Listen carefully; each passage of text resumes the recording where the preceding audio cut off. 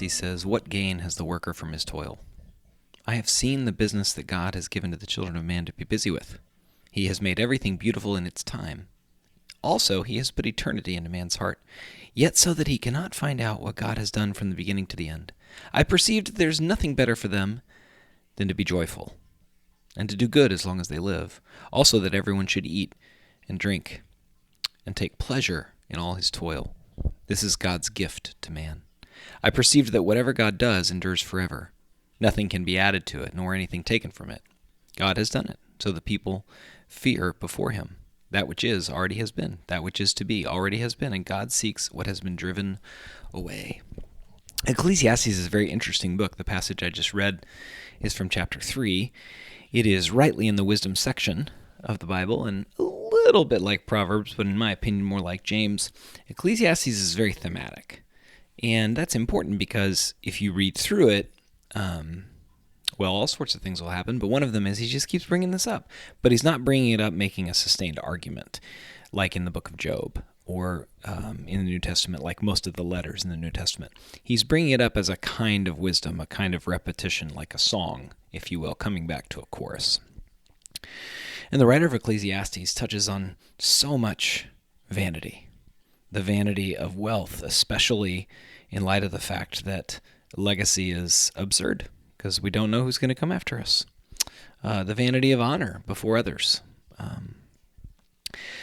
And the book of Ecclesiastes can seem not positive. It can seem negative, but in truth, it's a very, very beautiful book about what is before us to be enjoyed in the world and how we might miss enjoying it through haste or folly or believing that the good in the world is deeply good instead of mundanely good. I remember hearing a pastor many, many years ago in the 90s, as he was preaching on Ecclesiastes, said, "And because of this text, I'm going to go watch my son's baseball game this afternoon with a Dr. Pepper and a Twix." And I thought that was an outstanding application of of Ecclesiastes, where we read it, and it has such clear eyes, and plenty of proverbs contrasting folly and wisdom, contrasting haste with enjoying one's work and the good and the people and the mundane gifts of food and drink. One of the more enjoyable professors that I had in seminary was an Englishman, and when he was in college, he was despairing of life. He was not a Christian, and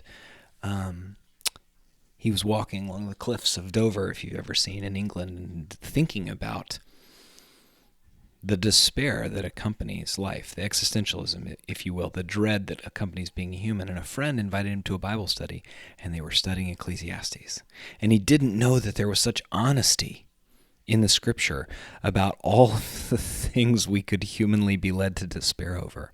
And he became a Christian, because Ecclesiastes can be despairing, clause to clause or verse to verse, but ultimately it's honest and hopeful.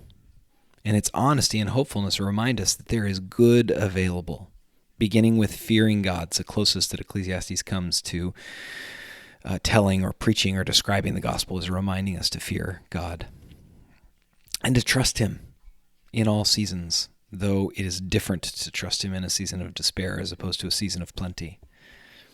And then much more repeated throughout the book are the availability to enjoy mundane good things and the people in our life, especially once we realize that they cannot deliver in ways that only God can, especially when we understand the size of them. Ecclesiastes does not preach the gospel that we're loved, that through the work of Christ we're reconciled to God, and then we have a role to play. But in light of the gospel, Ecclesiastes is such lovely news that in addition to the gospel, we can enjoy this life in some measure, especially knowing what things cannot deliver to our heart's peace the way that God can.